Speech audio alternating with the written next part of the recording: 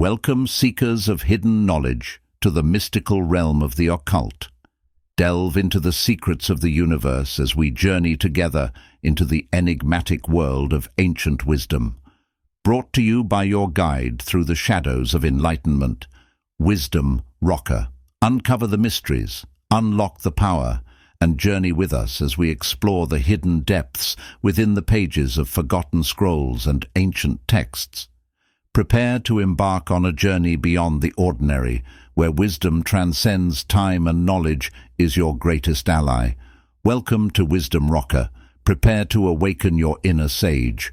In this video, we will be uncovering the wisdom within the chapters of Lectures on Ancient Philosophy. Written by Manly P. Hall. Chapter 7. The Doctrine of Redemption Through Grace.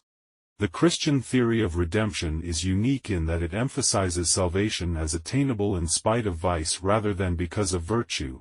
In fact, the prime saving virtue for the Christian is acceptance of the divinity of Jesus Christ. That a viewpoint so philosophically unsound could have gained so firm a foothold in the number and power of its adherents is more than passing strange. The early Christian theologians condemned nearly every normal attitude of mankind, advocating extreme practices and austerities that have produced a full measure of religious neurotics and worse. Regarded as sanctified souls, these abnormals engrafted upon the main body of their faith attitudes and disciplines which, being the products of irrationality, only added to the general confusion. It is philosophically inconceivable, for example, that deity should advocate flagellation as a means by which the flesh could be mortified into a state of piety. Nor has any utilitarian value, divine or human, yet been demonstrated to result from sitting like Saint Simeon Stylites for 30 years upon the top of a pillar 60 feet in the air. It is a theory, ingenious but unconvincing, that to be born was a disaster because of the indiscretions of our first parents, that to live was a crime to be expiated only by living miserably, and that to die was simply a transition by which the members of the Church militant were reborn into the choirs of the Church triumphant. For the individual living in the cosmopolitan religious atmosphere of North America, it is difficult to realize the influence wielded by theology over the devout in those countries where religion still dominates almost every phase of individual and community life. Out of such a theological autocracy have risen organizations differing widely in attitudes and standards. On the one hand we find the Misericordia, whose hooded members, often men of distinction and culture, unhesitatingly serve the needy of every class in the hour of plague or disaster. On the other hand we find the Ignorantine friars, men of sincere motive but benighted vision, who boast of their illiteracy and consider a knowledge of even the fundamental principles of life as detrimental to the plan of salvation. While not actually requiring austerity of some kind, several great world religions openly encourage the practice among the members of their various orders. Even today most people view with a marked reverence one who has made of his physical body a broken and emaciated sacrifice in the effort to atone for his participation in humanity's heritage of sin. The God of joy is dead, and in his stead rules the God of tears. Man, unillumined, cannot achieve tranquility. He struggles impotently against a universe which, to his myopic vision, seems bent on his annihilation but which is really molding him into a future God. In his ignorance of the plan, the suffering human creature conceives all being to be ruled by the scepter of sorrow. In that supreme dramatic achievement, Lazarus laughed, Eugene O'Neill enunciates the gospel of joy, a gospel which must someday supplant grief-stricken theology and lead man from the worship of death to the worship of life. Lazarus is made to say, man's loneliness is but his fear of life, I lonely no more. Millions of laughing stars there are around me. And laughing dust, born once of woman on this earth, now freed to dance. New stars are born of dust eternally. The old, grown mellow with God, burst into flaming seed. The fields of infinite space are sown and grass for sheep springs up on the hills of earth. But there is no death, nor fear, nor loneliness, there is only God's eternal laughter. His laughter flows into the lonely heart. Springing up during the decline of classical pagandom, Christianity felt itself divinely called to save the world from the insufficiency of previous doctrines. Witnessing with holy horror what it termed the perversions of the barbarians, the Church finally arrogated to itself the office of sole mediator between the spirit of righteousness on the one hand and a wayward world on the other. Arbitrarily seating itself in the chief place, with one imperious gesture it dissolved the body religious, consigning all previous knowledge and beliefs of man into the limbo of decadent cults. Discovering that, like man, no faith can live by itself alone, Christianity was later forced to borrow from the pagans the very fundamental principles upon which its own philosophy is erected. It accordingly accepted the concept of heaven and hell as disseminated by the Egyptians and Greeks, but changed the personnel of the doorkeepers. The angelic hierarchies with which the Jews populated the celestial spheres were appropriated en masse and thereupon ceased their Hebrew chants to sing hymns in ecclesiastical Latin. With one fell swoop Christendom thus became master of all the spheres which the enraptured vision of pagan cosmologists had perceived. The Church not only sought to stamp out heathenism from the earth but, invading even the uttermost parts of the invisible universe, drove the illustrious souls of pagandom from their own heavens and hells to make room for the proselytes of Christianity. In its religious philosophy Christianity was thus, truly eclectic, placing its mark of approval on isolated fragments of thought in such a haphazard manner that it is now impossible to find any thread of consistency which will bind the whole together. Hence, its articles of faith must be considered individually except in the few isolated cases where a common denominator is present. According to the Churchmen, this weight of disagreement is not to be regarded as detracting from the sanctity or validity of the articles, since each is the direct revelation of a deity who revealed what he wanted to when it pleased him and whose reasons therefore transcended human estimation. Whatever profundity is found in Christian philosophy is due primarily to this infusion of pagan ideas. Conversely, the shallowness of Christianity is the direct result of the clumsy efforts made to improve upon the ancient doctrines. The integrity of the individual was the keystone of pagan idealistic philosophy. The unfoldment of the triune nature of man, spiritual, mental and physical, was based upon the foundation of personal integrity. Even the most bigoted church historian must admit that the magnificent edifices of pagan learning were raised upon the solid rock of personal virtue. Their philosophy emphasized to both the Egyptians and the Greeks the indispensability of right thinking and right living as prerequisites of right being. Though the standards of ancient integrity may appear curious and obscure to this generation, they unquestionably produced an ethical type surpassing in many ways the products of what we conceive to be our more enlightened code. While the pagans are now regarded as a superstition-ridden people because of their offerings to their Laras and Penates, it remained for Christianity to present the human race with the most indefensible and at the same time the most vicious of all superstitions, namely, the doctrine of vicarious atonement, the redemption of a sinful world by the supreme sacrifice of one just man. While the myth of the dying God is to be found in many religious systems, Christianity was the first and only cult to construe the mythical incident as a literal atonement. Christ becomes, so to speak, a scapegoat, the sacrifice offered up that the people might go free. According to the Church, the Passion abolished the old order of approach to divinity and supplanted it with a brand new modus operandi of salvation. Heaven, earth and hell were all dislodged from their time-honored foundation lines and the sins of all creation were wiped out by the blood of the Lamb. Even the impassive sternness of deity relaxed at the spectacle of this sublime and supreme ordeal. The incident of the crucifixion monopolized the stage in the drama of Christianity, for it speedily overshadowed any and all other dogmas to such a degree that mere admission of the universal import of Christ's incarnation and death became the sole prerequisite of spiritual redemption.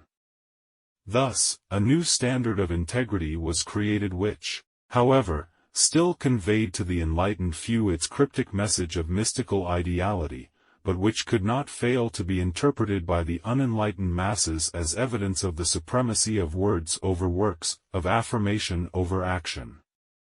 Whereas the criers of the pagan mysteries, according to Celsus, declared the superior worlds to be attainable only by men and women of outstanding intellect and lives consecrated to individual regeneration, the criers of the Christian mysteries offered heaven with its eternal bliss to anyone who would confess his sins and affirm the divinity of Jesus Christ. 20 centuries of application have demonstrated the danger of the doctrine of vicarious atonement. Undermining the morale of Christendom, this concept has resulted in a philosophy of special privileges and exceptions which has infected church and state alike. This doctrine has caused the history of Christendom to be written in letters of blood. Nearly all who have enjoyed its privileges have donned the garments of sorrow and kneeling in sackcloth and ashes cried for liberation from the bondage of its dogma. An emperor of China once said, "Wherever Christians go they whiten the soil with human bones, and I will not have Christianity in my empire." How can anyone who has sensed the dignity of the universal plan reconcile the eternal justice of divine procedure with the right of excommunication in which the body religious ejects into outer darkness some offending hand or foot, enjoining such a soul forever from further participation in the goodness of God? How insignificant must be the power of that heaven or that hell which mortal man so easily manipulates at will? Where in the realm of all that is noble and just is there place for the concept that the souls of millions of babes are doomed to wander in the black vistas of the lost because they died in infancy without baptism? A faith cruel enough to espouse such doctrines inevitably inspires cruelty in its followers, for if it will damn its own with such unfeeling malignancy, how can it be expected to show mercy to the stranger without the gate? The survival of the Church, therefore, is contingent upon its own realization of how it has misinterpreted both the real mission of its founder and the symbolism of the pagan cults from which it derived the subject matter of its creed. Christianity will never be a great religion until its adherents recognize that it is merely a new body serving as the vehicle of an old idea, that when it departs from the original concepts to wander in the maze of theological absurdities, it defeats the primary purpose for which it was conceived. These unnatural attitudes of theologians toward life have resulted in the establishment of an unnatural faith wherein the lofty principles of the ancient philosophers have been distorted out of all semblances to their true import. Christianity as the only true religion is worthless. If the faith, however, be regarded as a definite step in religious evolution, it is then possible to estimate its importance with a reasonable degree of accuracy. Christianity is not the sole revelation of God to man. It is but a fractional part of the body religious. It is simply a crutch upon which the genus Homo leans until he learns to stand and walk alone. It is something he believes in before he is capable of believing in himself with understanding. Like all external things, it will finally pass away and be remembered only for that which it contributed to the inner realization of its devotees. The three major doctrines concerning the plan of redemption are, 1. Redemption through mass effort, 2. Redemption through individual effort, and 3. Redemption through the vicarious atonement. The Jews, as a chosen people, are an example of the first concept. Platonic philosophy, with its repeated emphasis upon individual achievement, is example of the second, and Christianity, with its world martyr, is the outstanding example of the third. Throughout the entire structure of Western thought there is a definite emphasis upon the factor of individuality. In the Orient, however, perfection is considered possible only through the annihilation of individuality. Without much careful examination of their underlying principles, these divergent systems of philosophy are apparently irreconcilable. To the trained thinker, the attainment of perfection as the result of individual effort is by far the most rational viewpoint toward the problem of redemption, for it is natural to presume that in an orderly universe each element must diligently work out its own salvation. In things spiritual, humanity in general realizes all too well the insufficiency of its own knowledge, and only because of its fatuous belief that it can reap where it has not sown is the situation rendered bearable. The doctrine of the vicarious atonement opens the gates of heaven to millions who in their own right are not entitled to admission. It is surprising the tenacity with which this idea retains its hold upon the public mind, even after modern educational facilities have dissipated the theory of a personal God.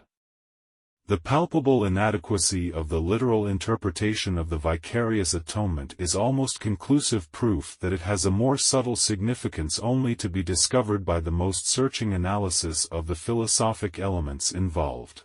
The doctrine of the vicarious atonement is based upon the debatable question of the precedence of love over law. It is written, "For God so loved the world that he gave his only begotten Son, that whosoever believeth in him should not perish, but have everlasting life." John 3 verse 16. If the postulate of a personal deity is accepted, then it is not unreasonable that a just Creator should send his representative into the world to make known his will to man. It is not philosophically sound, however, that God should love the world more because that selfsame world had crucified his only begotten. In the early writings of the Church Fathers it is declared that Christ, by virtue of having died for mankind, appeared before the throne of his Father to intercede for the world for which he had sacrificed his life. Like his prototypes Bacchus and Dionysus, Christ was a personification of divine love, the inexplicable emotion. Since the dawning of his rational faculties, man has striven to understand the position occupied by spiritualized emotion in the universal plan. He is able to classify the entire procedure of life and postulate the laws by which the universe is governed, but the riddle of love has proved more elusive than even the riddle of life itself. Since man invests deity with feelings akin to his own, so God was considered to be not only the Lord of judgment and order, but also the Lord of love. Since man loved those who were close to him in the world, so he visualized the deity as likewise bestowing his affections upon those chosen peoples who obeyed his laws and made proper sacrifice. As the outgrowth of this man-made concept, the God of antiquity was ever swayed by caprice. At one time he would exalt his people and prosper their efforts, at another time he would scourge them with his wrath and wreak his vengeance upon them. Like Zeus on Olympus, the Creator was subject to inconstant moods, at one moment minded to scatter with his divine lightnings all his fashioning and the next to elevate them to a parity with himself. Since God had created man, it was assumed by theologians that he must also to some degree remember and love these imperfect products of his handiwork. Hence, to redeem an inconstant creation from its own inconstancy, the Word took upon itself flesh and being fashioned in the image of man dwelt among men, preaching the law and giving those who accepted the law an opportunity to survive the Armageddon which would sweep away the unbelieving. After that event the earth, it was presumed, would then become once more an Edenic garden where the elect would dwell in unbroken felicity throughout the uncounted eternities of futurity. The inner realization of the truth of this concept was redemption and ensured membership in the body of the redeemed. To the scientist and the philosopher, however, it is evident that God is not a man nor in any way limited in his manifestation by the laws governing the inferior creation.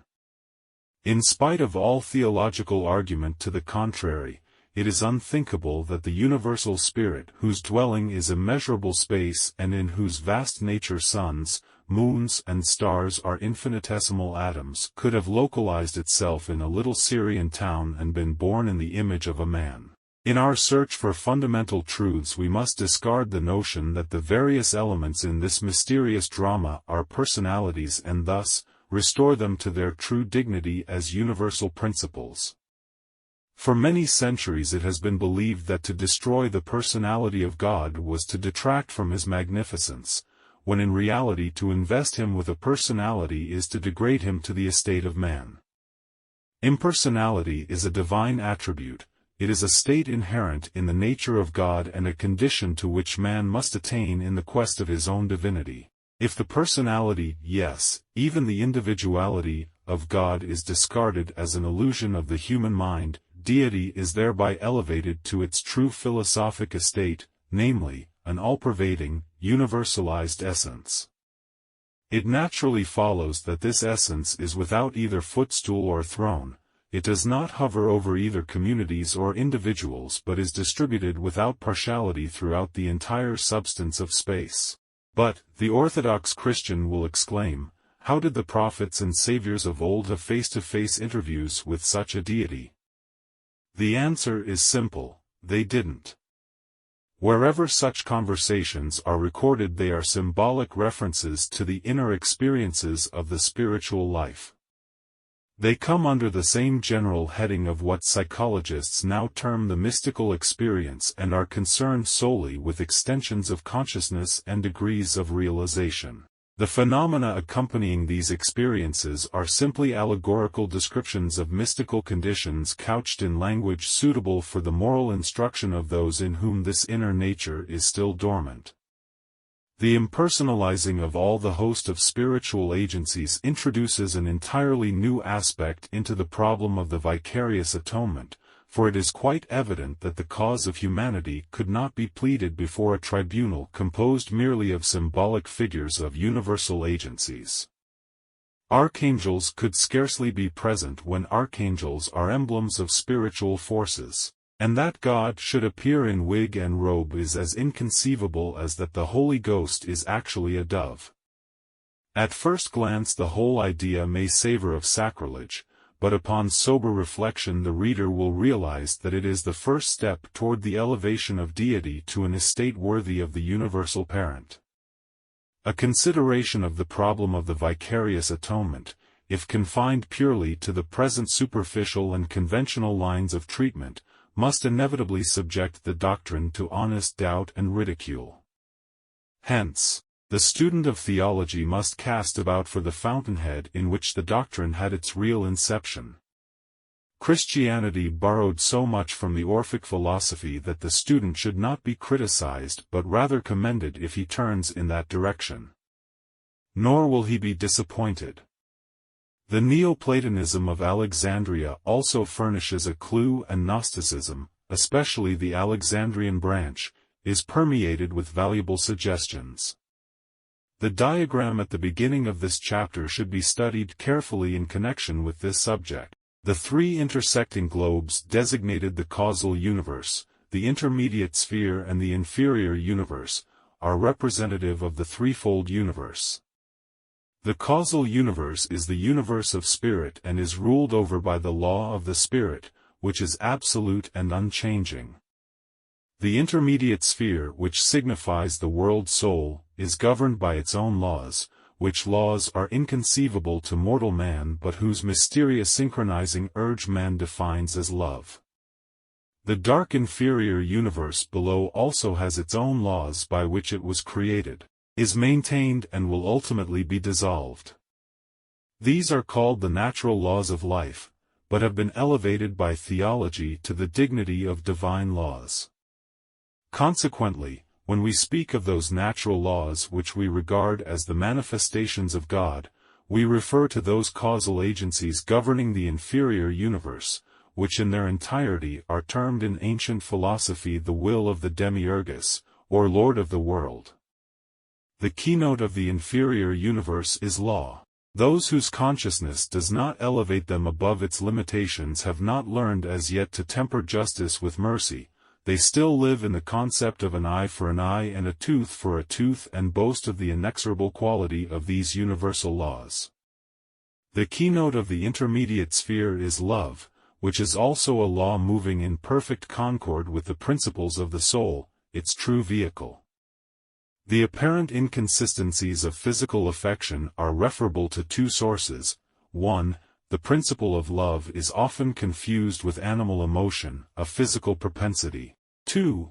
Where love does manifest in its true nature, its manifestation, like all spiritual functions in man, is intermittent, for meeting with the obstacle of matter it is distorted and its consistency usually broken up. The keynote of the causal universe is divine law as opposed to the natural law of the inferior universe. Divine law is not comparable with natural law in that it is the power directionalizing consciousness. It never manifests in the physical universe in a manner sufficiently detached to be susceptible of analysis. In the famous play by that name, Mr. Wu, the Chinese Mandarin, is made to say when describing the customs of his people, "The law by which we live is the law by which we die." Tersely stated, such are the laws or forces manipulating the inferior universe. In the causal universe, however, are found only the laws by which things endure, for there neither life nor death exists. By some eminent authorities Christianity is maintained to be an Oriental cult in that it emphasizes the necessity of the contemplative life and regards the visible universe as an illusional sphere from which man cannot escape save through the spiritual nature of Jesus Christ.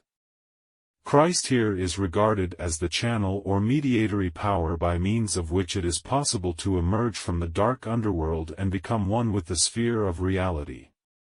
St. Paul lays special emphasis upon the effectiveness of belief and, conversely, the ineffectiveness of accomplishment. He says, "For by grace are ye saved through faith, and that not of yourselves, it is the gift of God, not of works, lest any man should boast." F2:8-9. The works here mentioned signify outward activities, regardless of the degree of their constructiveness. According to this view it is, strictly speaking, useless to engage even in virtuous endeavor, for all endeavor, virtuous or otherwise, is simply an illusion. The outward nature of the individual is regarded as incapable of good in that it is a part of the world and stained with the sin common to mortality. All of the outer life with its endless diversity of interest must consequently be cast aside and sole emphasis be placed upon the spiritual nature, which alone is capable of approach to reality. This viewpoint, in which the best life is a failure unless accompanied by an unquestioning faith in the infallibility of the Church, was the natural outgrowth of and became most powerful in an age of physical insecurity where life and property were in constant jeopardy. Investment in things physical had slight appeal where an entire community might be swept away to gratify a besotted emperor's whim, or where tens of thousands might perish to furnish sport for a Roman holiday. With the 20th century, however, new attitudes and new scenes occupy the world stage. Chief emphasis is now placed upon physical existence. Every effort of inventive and legislative genius is concentrated upon the improvement and security of this existence in order that at least a relative degree of comfort, if not happiness, may be enjoyed by the masses. When defeat in war or the distemper of his superiors brought to man no alternative other than that of slavery, he had but one hope, namely, that he might speedily die. Where social inequity thus decreed unhesitating obedience to the dictates of tyrants, there inevitably resulted a philosophy which emphasized as the only conceivable freedom the state beyond the grave. But the modern man and woman do not regard this earth as such a forbidding place that immediate escape therefrom is a pleasing prospect. Science is ever devising conveniences which, while they may ultimately result in deterioration of our more rugged racial virtues, are fast becoming the common enjoyment of nearly every stratum of society.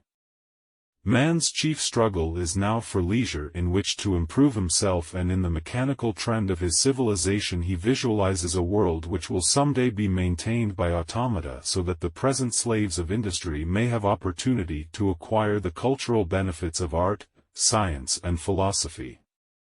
In every walk of life the necessity for finer mental functioning is keenly recognized. The world of street Paul has disappeared forever, and with the passing of the old regime has gone that concept of the world as merely a highly magnified Roman Empire, with the demiurgus, or fabricator of it, as a dissipated Caesar served by a degenerate court. The spirit of democracy prevalent in the realm of government has even invaded the domain of spirit, and in a certain sense the Lord of the world is now elected by the popular vote of the citizenry. Little by little the universe has assumed so many of the features of democracy that it begins to display the inconsistencies of a democratic system. Not many centuries ago man bowed stolidly before the doctrine of the divine right of kings, and if deep in his heart he resented the intolerance of his rulers he dared not breathe that criticism. It has been but a similar short time since man first dared to speak the name of God, when those few who had the temerity to discuss matters of religion hid themselves in attic or cellar lest the world should learn of their lèse-majesté. Today, however, if we do not like our magistrates we summarily impeach them, if our kings annoy us we dethrone them, while to ridicule and caricature their slightest eccentricity is an open-field diversion. In his unfoldment of self-expression man finally grew bold enough to question the dictates of theology, nay even to debate publicly the infallibility of dogma and challenge the God of antiquity to destroy him with his ire. Today man no more hesitates to dispute so-called divine mandates than he does to find fault with the conclusions of petty politicians. To deal with such a complete reversal of attitudes requires an entirely new interpretation of divine law. Man no longer kneels when he worships, he stands up and faces his Creator unafraid. While at first this may savor of rank heresy, it will yet prove to be the solid foundation of a newer and truer criterion of conduct. By almost imperceptible degrees the Creator has come to be regarded as synonymous with the agencies controlling creation.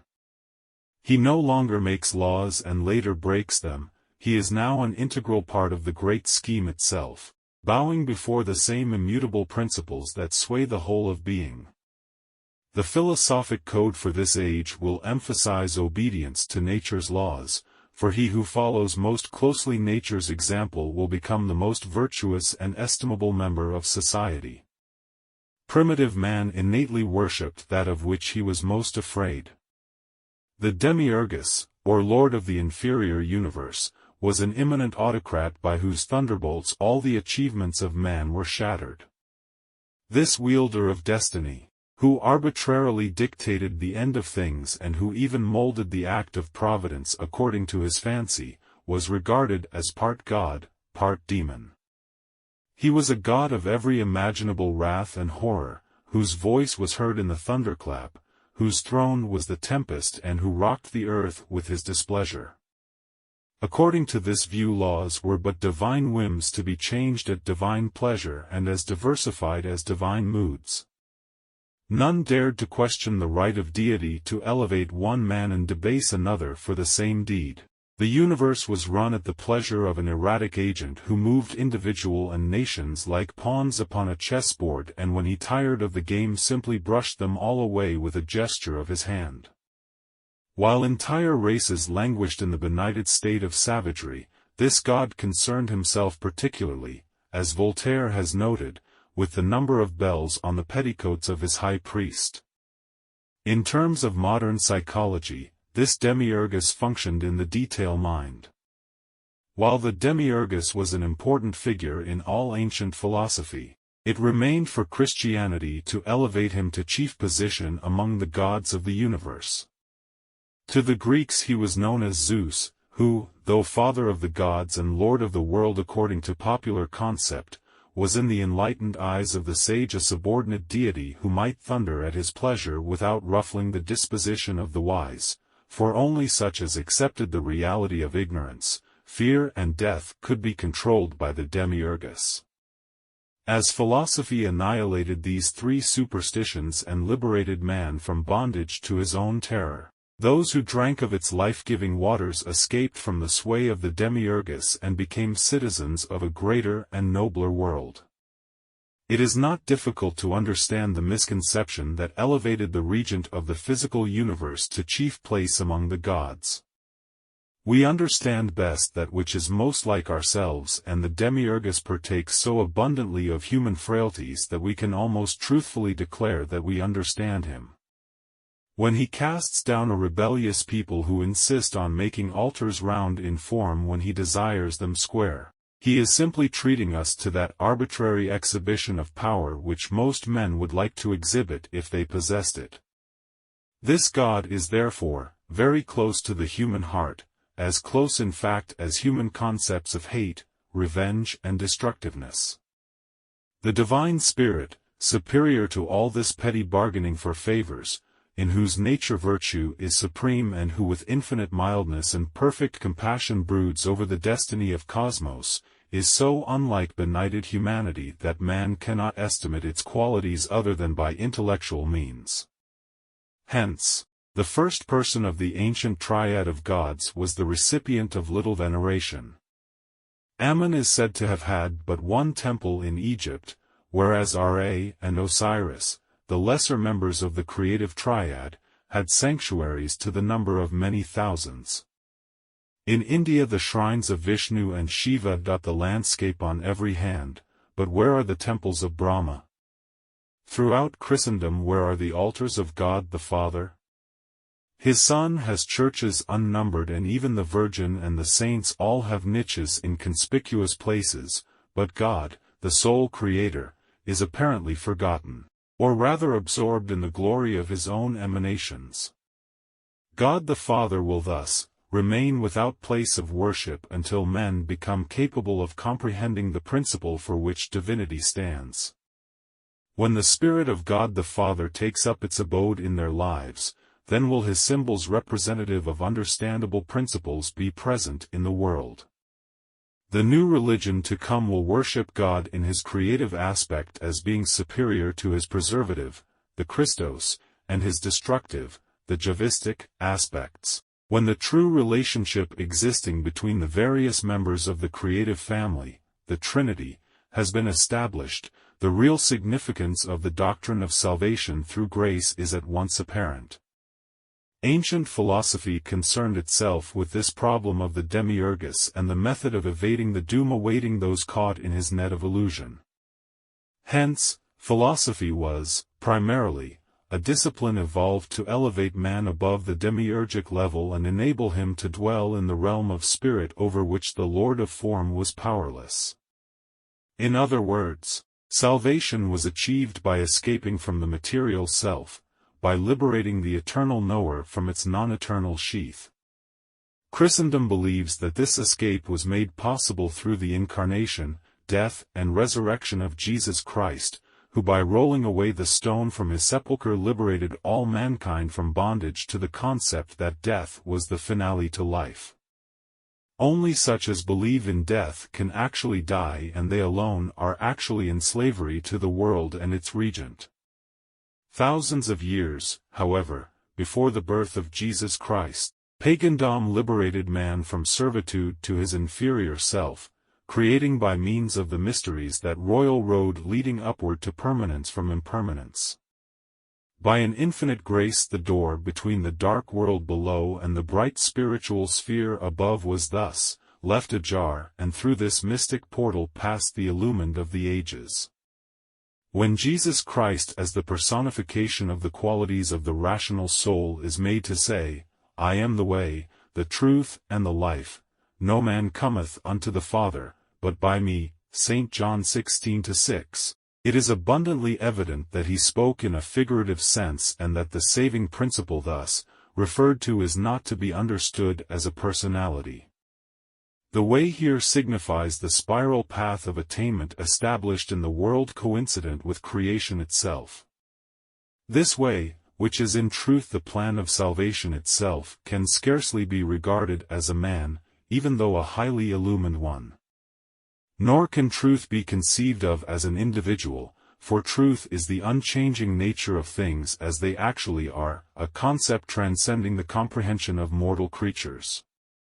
Finally, the mystical life by which the regeneration of the individual is wrought is unrelatable to any personality, since it obviously exists as an all-pervading principle. In this enigmatic fashion is set forth the fact that Christ, the Christos, signifies the procedures and qualities of that cosmic rationality which, according to the Greeks, had its seat in the rational soul of all men but which manifested itself only in those who through the disciplines of philosophy had lifted their irrational selves to a state of participation in the effulgence of the rational soul.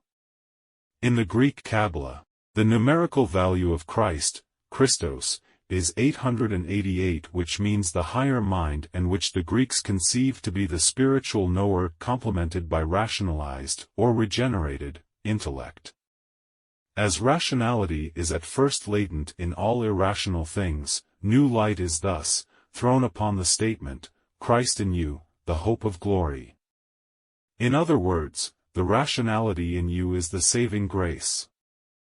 The word grace has two distinct shades of meaning. It may be considered as the mercy of God by which he chooses to pardon those parts of himself which momentarily displease him. In its aesthetic sense, however, grace becomes an actual attribute of the internal nature itself. Sometimes we use words better than we know.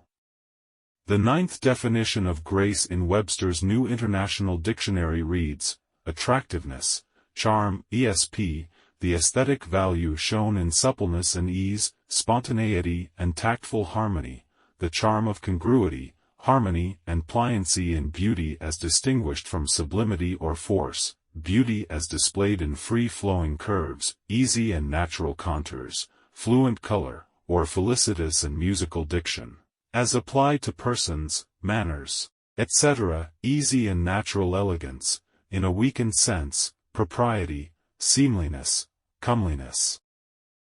It is thus evident that the grace by which man is saved may be considered not only as an attribute of deity but also as an attribute of man himself. From the latter point of view man works out his own salvation through aesthetics, in which his own innate grace actually becomes his redeeming virtue. If we correlate the triune nature of God to the one, the beautiful and the good, the quality of grace in the light of the definition quoted at once becomes synonymous with the beautiful. Thus, microcosmically, grace is the rhythm in the human soul, and macrocosmically, the universal harmony by which the divine beauty of the plan is revealed as coessential with the divine order of the plan. It will yet be philosophically established that the grace which man himself develops in his relationship to the manifold problems of life will be the grace by which his salvation is assured. The popular concept that belief in the divinity of Christ is a prerequisite to virtuous living may be interpreted in a way which casts considerable light upon an otherwise obscure subject.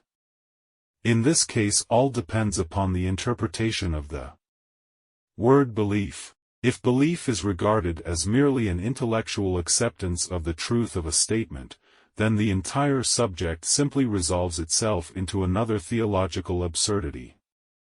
If, however, belief takes the form of an inner realization of the spiritual truths involved, then indeed it is a spiritual power.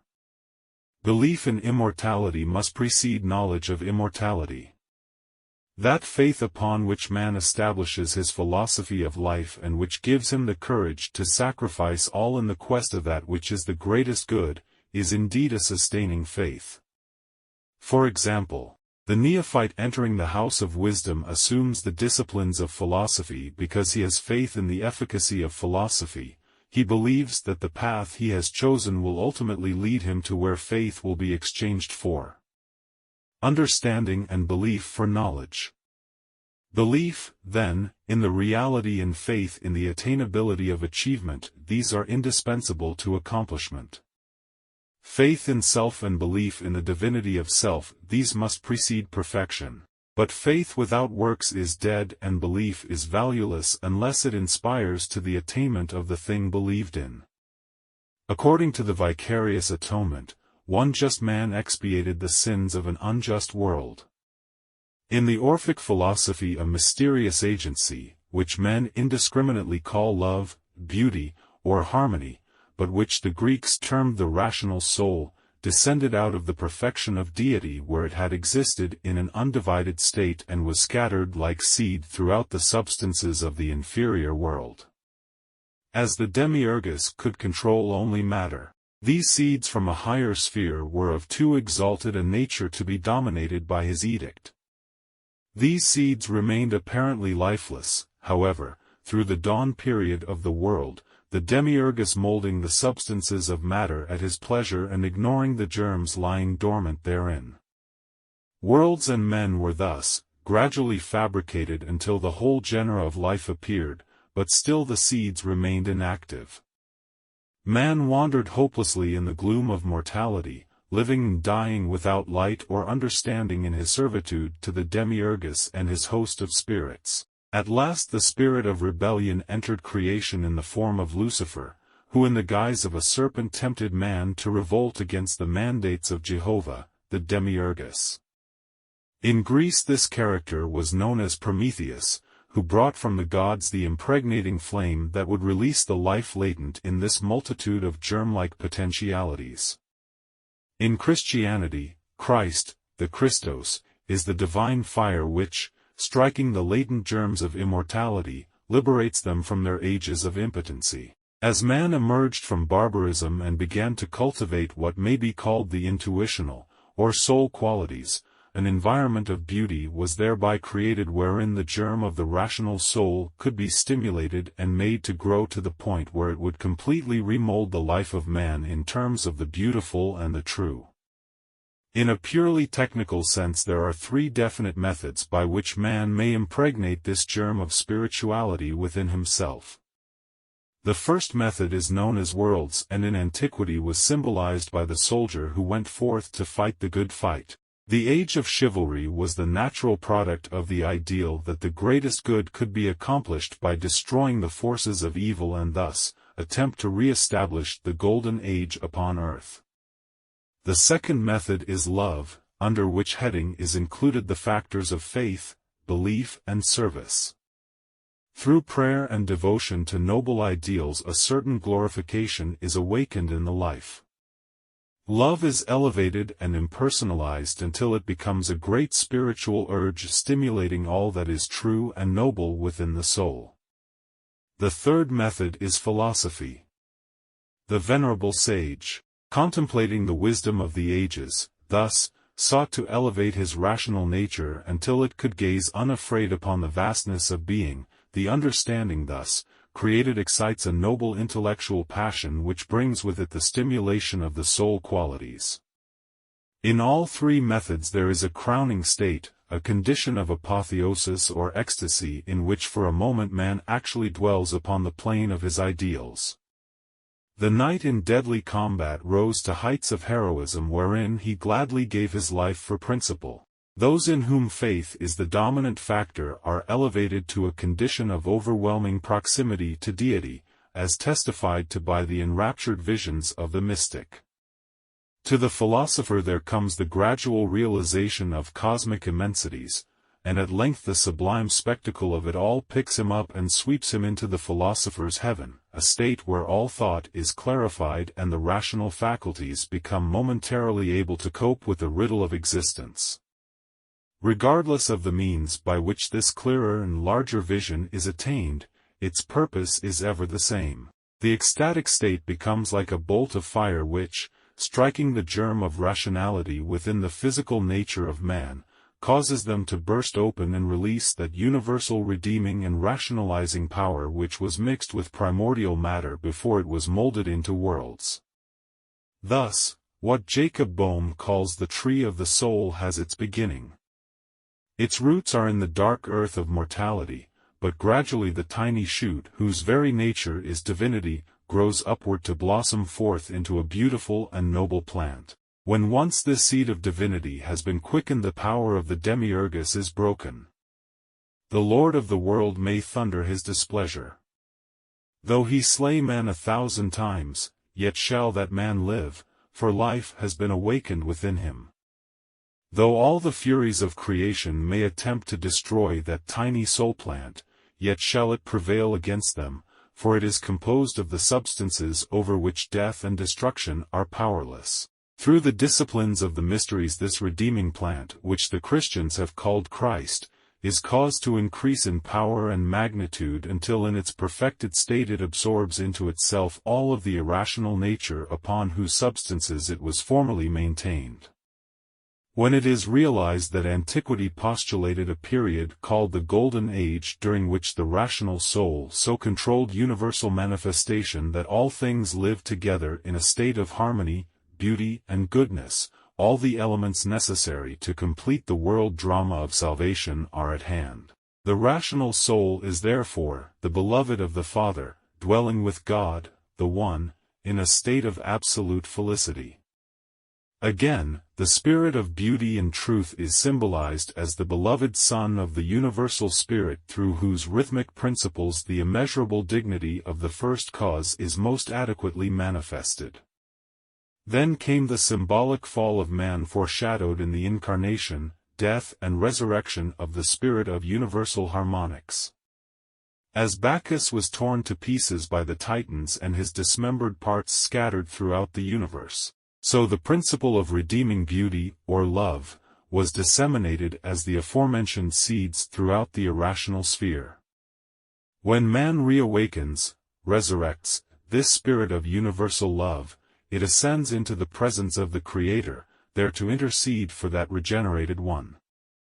The newly unfolded realization that beauty is the most powerful of all agencies is itself the redeeming grace, and the vicarious atonement merely signifies that there is a spirit of beauty resident in mortal man which can accomplish for mortal man what he cannot accomplish for himself. Two natures reside in every individual, one, as Goethe says, to the heavens aspires, the other in the earth's aspires.